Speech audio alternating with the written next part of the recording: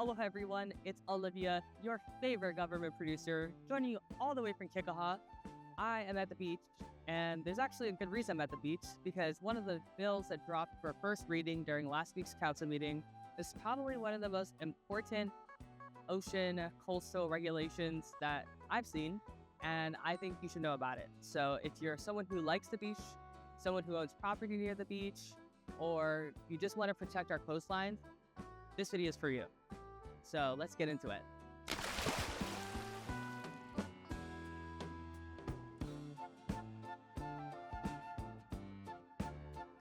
county is updating its shoreline setback rules with this new bill that was introduced. Wait, but a shoreline setback?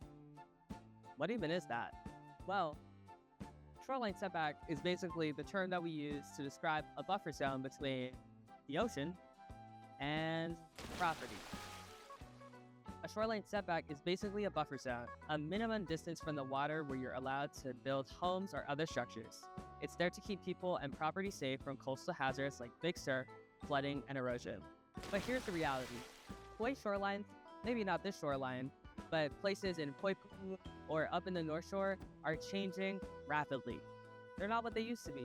With stronger storms and more flooding, the shoreline changes at a rapid pace. And this bill is designed to try to hone in and keep people and our shorelines safe. What's necessarily changing? Like, isn't it already pretty tight? Well, actually, not really. The new bill makes the setback bigger and smarter. Instead of a one-size-fits-all rule, the new rule would be smarter. It would be based on how fast your stretch of shoreline is eroding using real data, the depth of your lot, and an extra safety buffer just in case for climate impacts. All right, so that still might not make sense to you. Let's pull up an equation. The mathematical equation includes the bill. It equals 40 plus 70 times the erosion rate plus a 20-foot buffer. So if your beach erodes 1 foot per year, your minimum setback is 130 feet from the high water mark. That's a lot farther inland, especially on erosion-prone shores like Hanalei and Ha'ena. New homes or major repairs must meet the bigger setback. No more building right up to the sand. No more new private seawalls or revetments to hold back the waves. The focus is on living with the shoreline, not biting it. The old homes or current homes can be grandfathered in and can be repaired, but not expanded close to the water. And absolutely no grabbing extra space on the shoreline for landscaping, taking away public space, by the way. None of that. The whole point is to protect our beaches, protect our shoreline, and most of all, protecting public access to spaces just like this.